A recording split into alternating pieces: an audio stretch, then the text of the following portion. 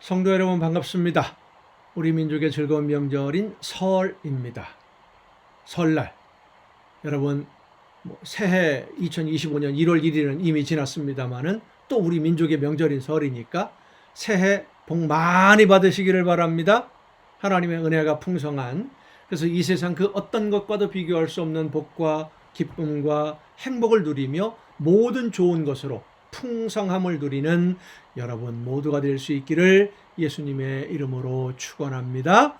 오늘 우리가 함께 은혜를 나눌 본문 말씀 요한복음 17장 24절부터 26절까지에 있는 말씀입니다.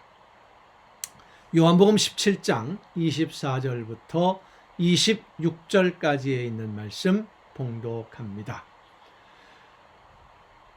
아버지여, 내게 주신 자도 나 있는 곳에 나와 함께 있어 아버지께서 창세전부터 나를 사랑하심으로 내게 주신 나의 영광을 그들로 보게 하시기를 원하옵나이다. 의로우신 아버지여, 세상이 아버지를 알지 못하여도 나는 아버지를 알았사옵고 그들도 아버지께서 나를 보내신 줄 알았사옵나이다. 내가 아버지의 이름을 그들에게 알게 하였고 또 알게 하리니 이는 나를 사랑하신 사랑이 그들 안에 있고 나도 그들 안에 있게 하려 함이니이다. 아멘. 이 세상을 살아가는 모든 사람들의 최종 목적지는 어디가 될까요? 이 세상에 태어난 모든 사람들을 최종 목적지 한 곳으로 향했다가 그곳에서 양쪽으로 나누어지게 됩니다.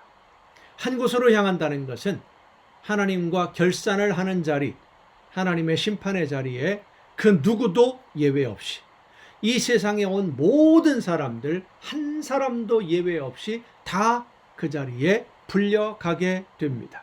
그리고 그 하나님 앞에서 이제 두 방향으로 나누어지게 되는데, 예수님이 그 최후의 심판을 말씀하시면서 오른쪽 왼쪽 혹은 양과 염소 이렇게 나누었다라고 말씀하신 것처럼 양쪽으로 나누어집니다. 하나는 하나님과 함께 영원한 평안과 안식을 누리는 곳이고, 또 한 방향은 하나님에게 버림을 받고 영원한 벌 받는 무리들이 모여 있는 곳, 영원한 형벌이 있는 곳으로 나누어지게 되는데, 하나님과 함께 평안을 누리는 곳을 우리는 천국이라고 부르는 것이고 하나님의 나라라고 하죠. 하나님께 버림받고 형벌에 떨어지는 무리가 있는 곳을 지옥이라고 부릅니다.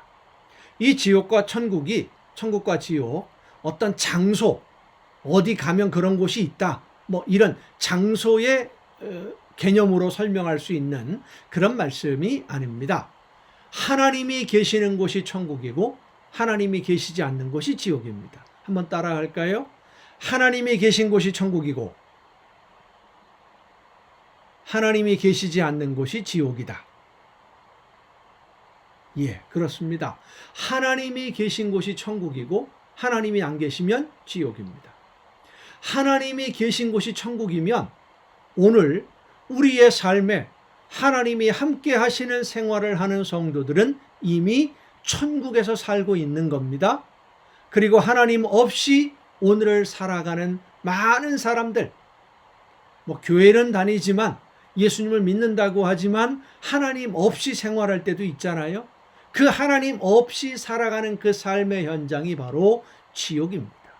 하나님을 의식하지 않고 하나님의 말씀을 들으려 하지도 않고 내 생각, 내 계획대로 내가 하고 싶은 대로 오늘을 살아가는 사람들은 지옥을 이미 살고 있는 것입니다. 이스라엘의 초대 왕인 사울에게 하나님이 사무엘을 통해서 하나님이 원하시는 일을 하라고 말씀을 전하시는데, 그 중에 하나가 뭐냐면 아말렉이라고 하는 부족을 공격해서 진멸하라, 다 죽여 없애라 라고 말씀을 하십니다. 이 아말렉은 아주 전투적인 부족입니다. 그래서 이스라엘이 애굽에서 나올 때 이스라엘을 광야에서 약탈하려고 공격했던 아주 안 좋은, 질이 안 좋은 그런 부족이죠. 강도 때와 마찬가지입니다.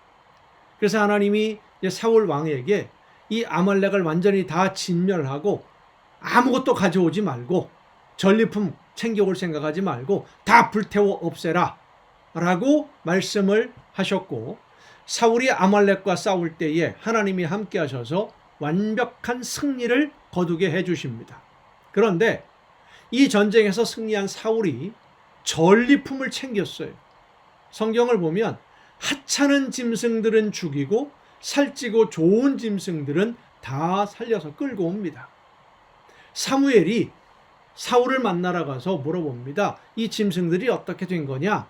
다 죽여 없애라고 하나님이 말씀하지 않았느냐? 라고 이야기를 하니까 사울이 대답하기를 하나님께 예배하는 제물로 사용하기 위해서 죽이지 않고 끌고 온 것이라고 변명을 합니다.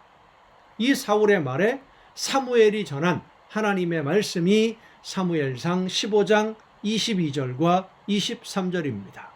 여호와께서 번제와 다른 제사를 그의 목소리를 청종하는 것을 좋아하심같이 좋아하시겠나이까? 순종이 제사보다 낫고 듣는 것이 숫 양의 기름보다 나으니 이는 거역하는 것은 점치는 죄와 같고 완고한 것은 사신 우상에게 절하는 죄와 같음이라. 점치는 죄, 우상에게 절하는 죄를 범하면 돌로 쳐 죽이라 그랬어요. 즉시. 그 사람이 말을 안 들으면 경고하지 않은 마을 사람들까지도 다 죽이라 그랬어요. 얼마나 무서운 벌인지 모릅니다. 그런데 하나님의 말씀을 듣고 순종하지 않는 것이 점치는 것과 같고, 내 생각으로 고집 부리는 것은 우상에게 절하는 것과 똑같은 죄다 라고 말씀하시는 거예요. 그리고 이어서 말씀합니다. 왕이 여호와의 말씀을 버렸으므로, 순종하지 않은 것은 하나님의 말씀을 버렸다는 거예요. 버렸으므로 여호와께서도 왕을 버려 왕이 되지 못하게 하셨나이다. 참 무서운 경고지요. 사무엘로부터 이 하나님의 말씀을 듣고 난 사울이 어떻게 변합니까? 하나님의 영이 사울을 떠납니다. 그러자 하나님의 영이 떠나자마자 사울이 악한 영에 의해서 번뇌에 시달리기 시작을 해요. 왜요? 사울이 하나님의 말씀에 순종하지 않고 자기 생각대로 행동을 했습니다.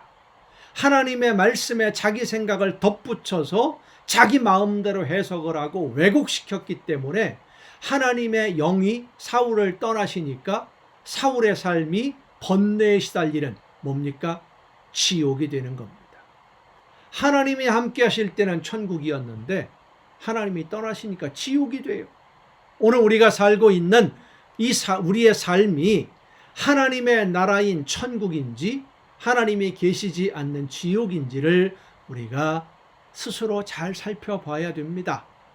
하나님이 계시지 않는 지옥도 어떤 때는 평안한 것 같고 행복한 것 같고 아무런 문제가 없는 것 같아도 그 모든 즐거움이나 자랑이 아침 안개와 같이 사라지고 결국은 파멸과 죽음의 고통, 사울이 괴로움을 당했던 번뇌로 인해서 불안과 두려움에 빠지게 되는 지옥에 빠지게 될 수밖에 없다는 사실을 여러분 잊지 마시기를 바랍니다. 하지만 하나님의 말씀을 늘 잊지 않고 하나님의 말씀을 듣고 순종하며 성령의 인도하심을 따라 열매를 맺는 성도, 예수님의 뒤를 따르며 예수님과 하나가 된, 하나님과 하나가 된 영적으로 성숙해지는 성도는 세상에서 핍박을 받을 수도 있습니다. 환난을 만날 수도 있습니다마는 그 마음에는 이 세상 그 무엇으로도 빼앗을 수 없는 평안과 기쁨과 행복이 넘치게 되어서 여기 이 세상을 살면서도 하나님의 나라 천국의 기쁨을 누리는 삶을 살게 되는 것입니다. 그것이 바로 행복이에요. 예수님이 바로 이 기쁨으로 우리를 인도하시기를 원한다. 그 기쁨의 삶을 살 수 있도록 우리를 이끌어 달라고 하나님에게 기도하고 계시는 겁니다. 하나님과 언제나 함께하는 기쁨을 누리는 그러한 삶으로 예수님의 뒤를 따르며 하나님의 말씀을 듣고 순종하는 성도들을 인도해 주실 것을 오늘도 예수님은 저와 여러분을 위해 기도하고 계십니다. 예수님과 함께하는 삶이 하나님과 함께하는 삶이고 하나님과 함께하는 삶이고 천국이며 하나님과 함께 할 때 우리의 마음에는 이 세상 그 어떤 것과도 비교할 수 없는 평안과 기쁨이, 감사와 행복이 넘치는 복을 누리게 될 줄로 믿습니다. 주님과 함께 그 평안과 기쁨과 행복을 풍성하게 누리는 여러분 모두가 될 수 있기를 바랍니다. 기도하시겠습니다. 오늘도 연약한 저희들의 삶을 은혜 가운데 인도해 주셔서 하나님과 함께하는 복된 삶으로 이끌어 주시는 아버지 하나님, 예수님과 함께 하나님과 함께함으로 천국의 행복만 누리는 우리의 복된 삶이 되게 하여 주시옵소서. 하나님을 떠나 지옥에 빠져 들어가는 어리석은 선택을 하지 아니하도록 예수님만 바라보며 하나님만 바라보며 나아가는 우리 모두가 되게 하여 주시옵소서. 이 모든 말씀을 예수님의 이름으로 기도하옵나이다. 아멘. 여러분 오늘도 수고 많으셨습니다. 내일 또 정한 이 시간, 가정예배 시간에 여러분 모두 함께 다 같이 만날 수 있기를 바랍니다. 내일 뵙겠습니다.